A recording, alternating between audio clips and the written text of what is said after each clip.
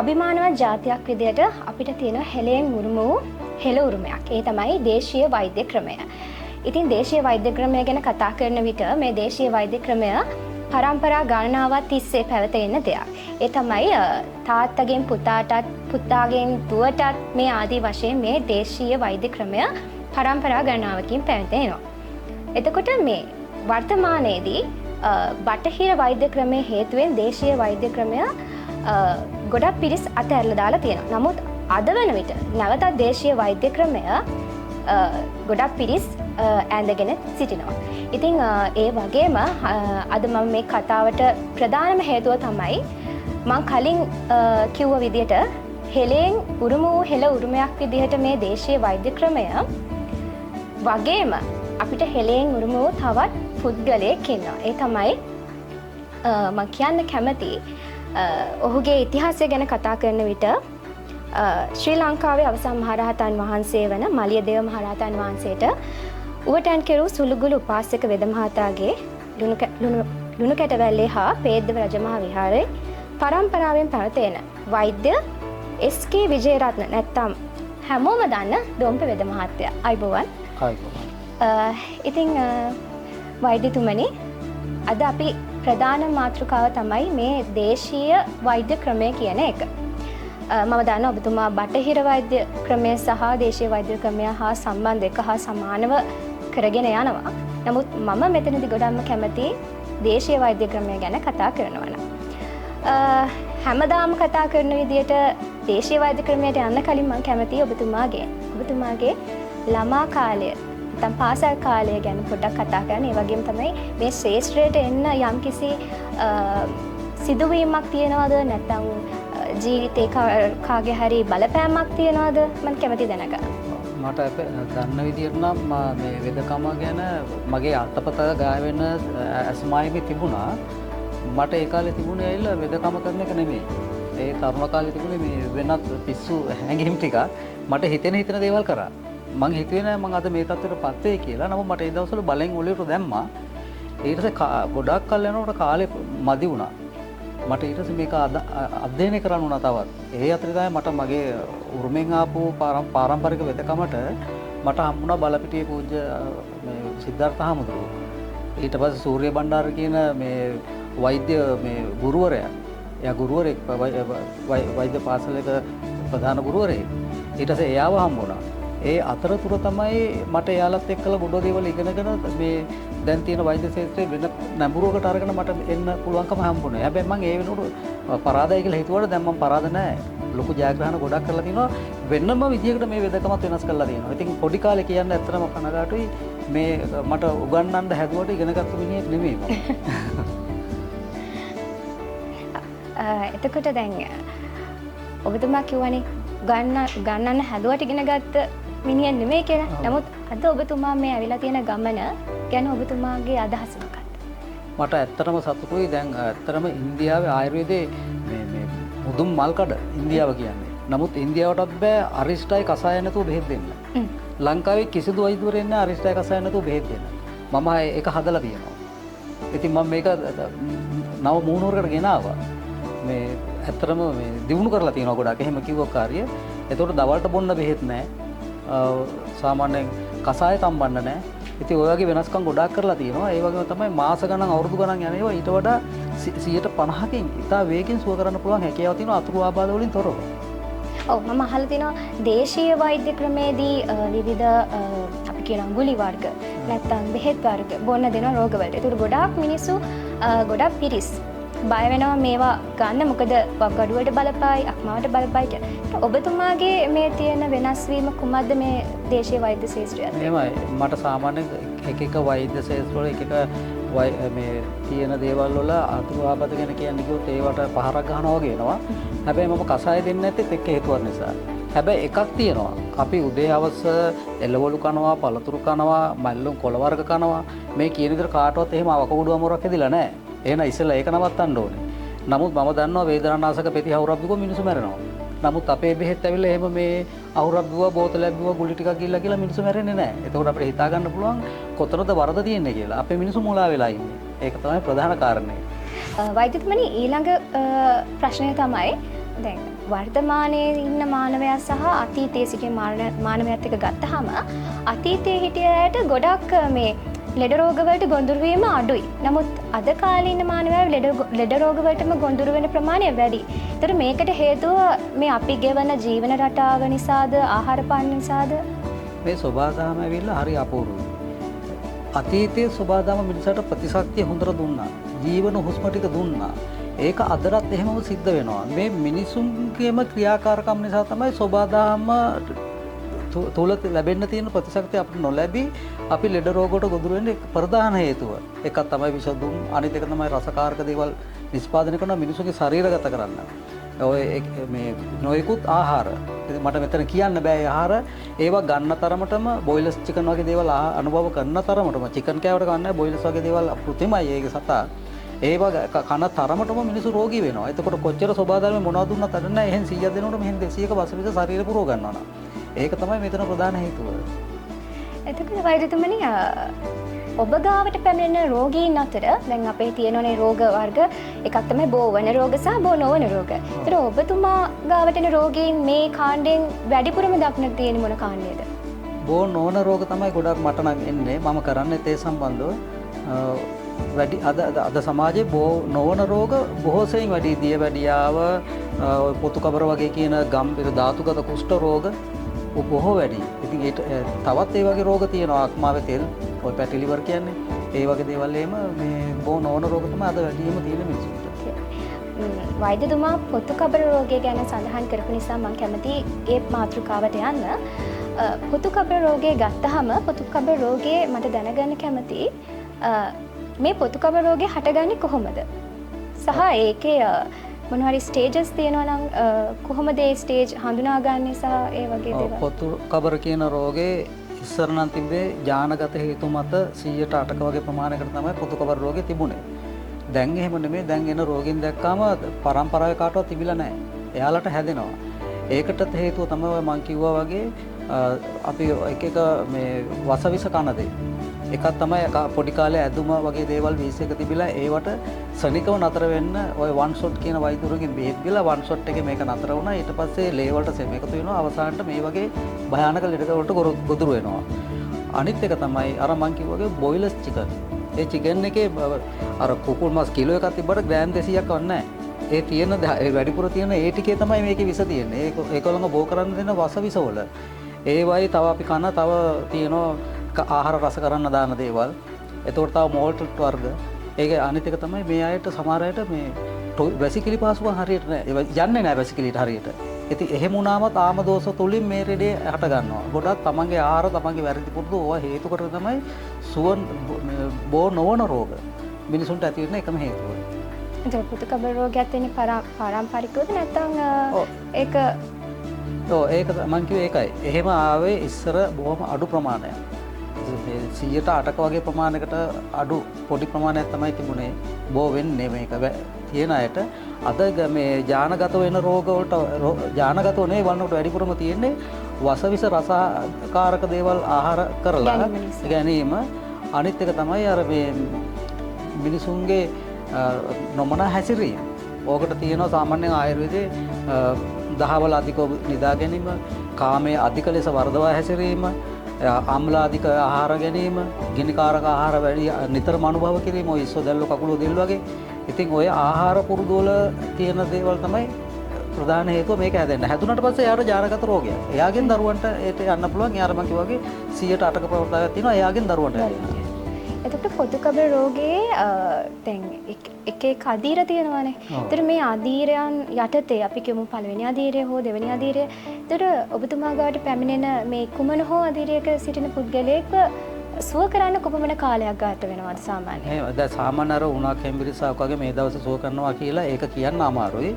නමුත් ඒක ජීවිත කාලෙම බෙහෙත් බොන්න ඕනේ. අද වෙනකොට ලෝකේ කිසිම රටක මේ රෝගයට බෙහෙත් නැහැ. බෙහෙත් දෙන අය ඉන්නවා, බෙහෙත් බොන අය ඉන්නවා. නමුත් සුව වෙච්ච අය නැහැ. සුව කරපු අයත් නැහැ. ඉතින් එතකොට මේක හේතුව තමයි අර සාමාන්‍යයෙන් ජීවිත කාලෙම බොන්න ඕන බෙහෙත් ටික මගේ ගාව බොන්න වෙන්නේ ඉතා කෙටි කාලෙකින් එයාව සුව කරනවා. අනික රස මේ එයාට නතර ඕනම කෑමක් ඉස්සු දැල්ලුවක් කන්න පුළුවන්. මගේ මේ බෙහෙත් ගත්ත රෝගින් දන්නවා. හැබැයි නතර කරන්න ඕනේ රසකාරක වසවිස විතරයි. ඒ කියන්නේ ඔබතුමා ගාවට පැමිණ ඕන රෝගයට ඉස්සෝ දැල්ලෝ වගේ දේවල් කන්න ඕනම පුළුවන්. දෙයක් එහෙම කන්න තාංචියක් නැහැ. ඔව්, ස්වභාවික ආහාර ඕන දෙයක් ගන්න පුළුවන්. මම අදත් කියන්නේ මේ බෙහෙත් ගන්න නොගන්න කාට වුණත් වස විසයෙන් වලින් තොර වෙන්න. ඒතර තමයි මේකේ ප්‍රශ්නේ. පොතුකබ රෝගය ගැන කතා කරන නිසාම අපි කියමු ඒකේ ඊට කලින් හඳුනා ගන්න පුළුවන් නම් ඒක හඳුනා ගන්න ලක්ෂණ මොනවද කියලා. ඕක ඇත්තටම නිශ්චයක් හරියටම මේකයි කියලා කියන්න බෑ. ඒත් මම කියන්නම් සාමාන්‍යයෙන් හිස්සොරි තියෙනවා නම් හිස්සොරි සනීප වෙන්න ඕනේ මාස 8ක් 10ක් වගේ කාලෙකින්. අපි මම නිර්දේශ කරන හරියටම අවුරුදු 2කට වැඩි නම් යාට පොතු කබර තියෙන ඔළුවේ. සමහර අයට පොතු කබර තියෙනවා. ඔළුවේ හිස්සොරි නැහැ. ඉතින් ඒ නිසා නොයෙකුත් ආකාරවලට යන සමහර අයට මුළු ඇඟේම තියෙනවා. පොඩ්ඩක්වත් කසන්නේ නැහැ. නමුත් අපි දන්න විදිහට කියන්නේ මේක කසනවා මුළු ඇඟම ඔළුවේ හිස්සොරි තියෙනවා. ඇඟේ පොතු ගැලවෙනවා කියලා. ඒක හරියටම රෝගියා දැක්කට පස්සේ තීරණය කරන්න පුළුවන් මෙයාට මේක තමයි තියෙන්නේ කියලා. හැබැයි කොහොම වුණත් බෙහෙත් තරම් සුව වෙන්නේ නැත්නම් අවුරුදු දෙකකට වැඩි නම් හිස්සොරියෝ මේ වැලමිටේ කම්පෙතියට කොන්ද මැද කකුල් දෙපැත්තේ කොහේ හරි සුව වෙන්නේ නැතුව දිගු කාලයක් තියෙනවා නම් කිසිම බෙහෙතක් අල්ලන්න නැත්නම් ඒක බොහෝ දුරට අර ශරීරයේ අභ්‍යන්තරයේ ඉඳලා පීඩනේ දරා ගන්න පුළුවන් ඇඟ ඇතුලෙන් හැමෙන් මසෙන් එළියට එන රෝගයක්. එහෙනම් ඒක පුතු කබර වෙන්න පුළුවන්. ඔබතුමා ගාවට පැමිණෙන රෝගීන් මේ රෝගයෙන් කොච්චර පෙළෙනවද? කොච්චර ප්‍රමාණයක් මාසයකට හෝ අවුරුද්දක ඇතුළත එනවද? මට නම් සාමාන්‍ය සතිය දවස් 4යි මම මේ ප්‍රතිකාර කරන්නේ මෙතන. ඒ කරේ සතිය දවස් 4කට ඉතින් සාමාන්‍යයෙන් 200කට ආසන්න ප්‍රමාණයක් එනවා. ඒ කියන්නේ මේක ගොඩක් ව්‍යාප්ත වෙලා තියෙනවා. ව්‍යාප්ත වෙලා තියෙනවා බොහෝ දුරට. අපි ගොඩක් දුරට අපි දාකිනවා හොඳට පුද්ගලයෝ ඉන්නවා කැප් එකක් දාලා අත් දෙක දිගට ඇඳලා අර එහෙම. මේ ගෑනු පිරිමි දෙකම ඉන්නවා දිගට ඇඳලා. මෙතනට ඇවිල්ලා අධිකාරීදි තමයි දන්නේ ලස්සන මූණවල් හොඳට ඉන්නවා. මෙතනට ඇවිල්ලා දිගල්ලා පෙන්වන්න දන්නේ හැම ගන්න දෙන්නේ නැහැ කඩායලෙනවා. ඉතින් ගොඩක් අය ඉන්නවා මේ ලෙඩේ බෝ වෙච්ච අය දැන්. හරි. වෛද්‍යතුමනි මේ පොතු කබර රෝගය ඇත්තටම සුව කරන්න පුළුවන්ද? දැන් එහෙම අහන්න හේතුව කියන්නකො මට සුව කරන්න පුළුවන්ද කියලා මං ගැන සැකයක් තියනවද මට කියන්න නෑ ගොඩක් අය කියනවා මේ පොතු කබර රෝගය සුව කරන්න බෑ. මේ චර්ම රෝගයක් මේක සුව කරන්න බෙහෙත් නැහැ.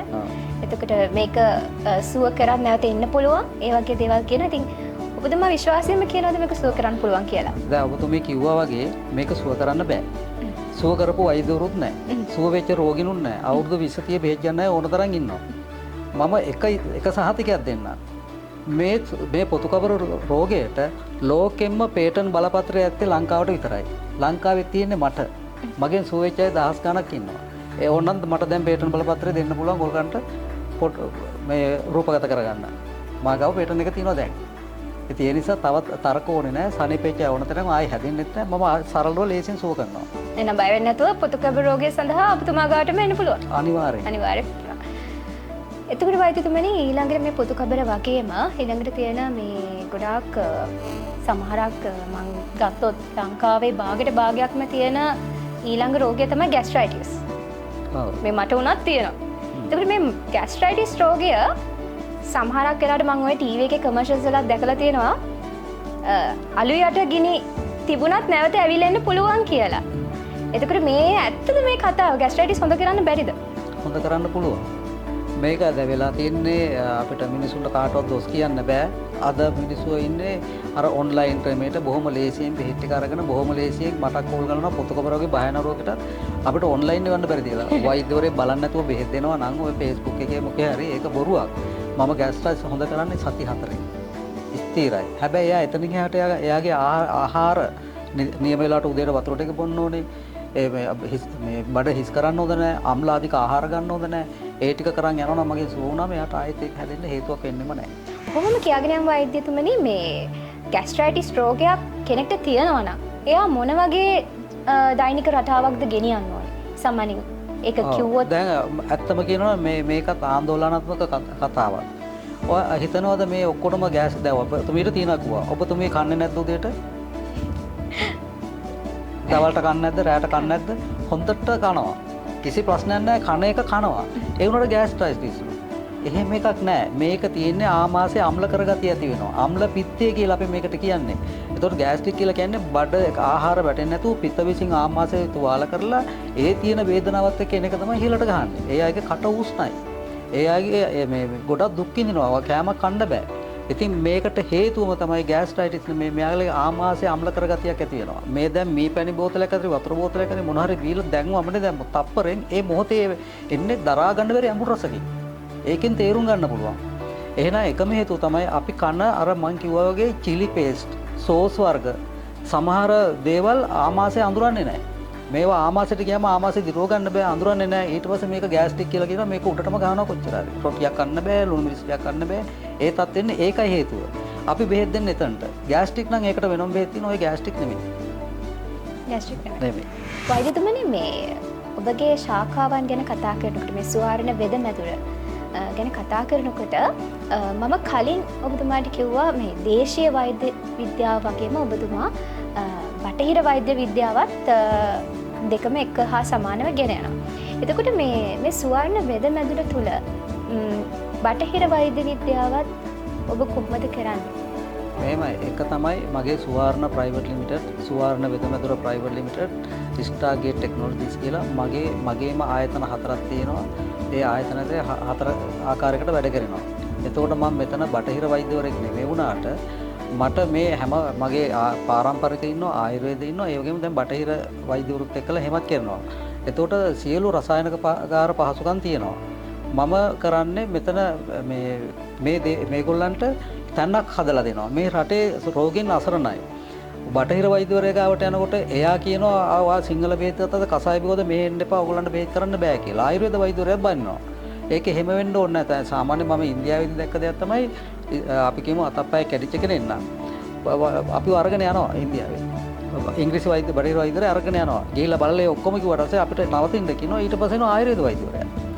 අරයා මෙයාට කියනවා පියෝපෙක් කැපුව ගමන් මේ අත දිගාරින්න බෑ මේක දැන් හිර වෙලා තියෙන්නේ. ඔයාගේ තෙල් බෙහෙත් වලින් කරන්න කියලා. ඉතින් ඒ දැකපු ඒ කන්සෙප්ට් එක තමයි මම මෙහෙම කරන්නේ. මේ වෛද්‍යවරු එකට එකතු වුණා නම් අද රෝගී මෙහෙම අසරණ වෙන්නේ නැහැ. ඒ නිසා එතන මගේ වෛද්‍ය රසායනකාර පහසුකම් තියෙනවා. වෙස්ටර්න් මෙඩිසින් ෆාමසි එක තියෙනවා. එතකොට ආයුර්වේද ෆාමසි එක තියෙනවා. එතකොට මම පාරම්පරික වෙදකම මම කරනවා. ඉතින් මේක අලුත්ම දෙයක්. හැබැයි මේක අපේ ජනතාවට ඕනේ. ඒ නිසා මම එතන ඒ දේ කරනවා. දෙකම එක හා සමානව ගෙන යනවා. වෛද්‍යවරු හැම පැත්තකම වෛද්‍යවරු මාගාව ඉන්නවා. එතන වැඩ කරන්නේ. ඒ කියන්නේ ඉස්සර කියනවානේ බටහිර වෛද්‍යවරයෙක් ගාවට ගියාම කියනවා සිංහල බෙහෙත් කරගෙන ආවනම් මේ බෙහෙත් බොන්න එපා කියලා. ඒක සම්පූර්ණයෙන්ම බොරු.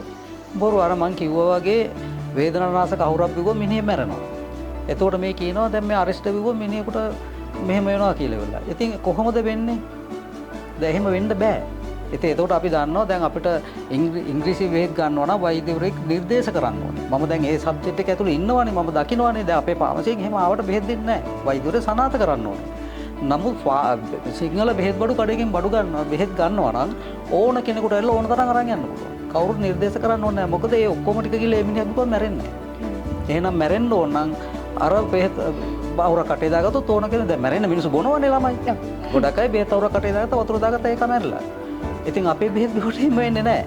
මෙතන තියෙන්නේ අරගෙන් ක්ෂණිකව පිළිතුරු අරගෙන අපි පොඩ්ඩක් දීර්ඝ කාලින වෙන ඉඳලා ඒ වෙලාවේ තියෙන වේදනාවට එයා එහෙ බෙහෙත් ගත්තත් මේ බෙහෙත් වලින් දීර්ඝ කාලිනව කරනකොට අර බෙහෙත් නවත්තලා මේ බෙහෙත් වලින් සුව කරගන්න පුළුවන්. මේක දැනගෙන වැඩ කරනවා නම් එකිනෙකාට එන කොටා ගන්න නැතුව මහත් සේවයක් කරන්න පුළුවන් අපේ රටට. එහෙනම් දේශීය වෛද්‍ය ක්‍රමය මේ විදිහට පල්ලෙහාට යන්නෙත් නැහැ. කවදාවත් වෙන්නේ නැහැ. හැබැයි අද වෙන විට මේ ගොඩක් නැවතත් දේශීය වෛද්‍ය ක්‍රමය ඉහළට අවිලා තියෙනවා. ඒක දකින්න දේශීය වෛද්‍ය ක්‍රමය ඉහළට එනකොට ඒ එක්කලා හොරුත් ඉහළට එනවා ටිකක්. අන්න උතර තමයි තියෙන ගැටලුව. එතකොට මිනිස්සු ගිහිල්ලා මේ මිනිස්සුන්ගේ බෙහෙත් තරම් සුව වෙන්නේ නැතුණා මේ මිනිස්සු කල්පනා කරන මේකත් එකයි කියලා. එතකොට කතා කරන්නේ මොකාරි අපේ පෝස්ට් එකක් දැක්කත් මේ හොරෙද්ද දන්නේ නැහැ කියන සැකයක් තමයි තියෙන්නේ. මොකද පුළුවන් තරම් සල්ලි කඩනවා සුව වෙන්නේ නැහැ.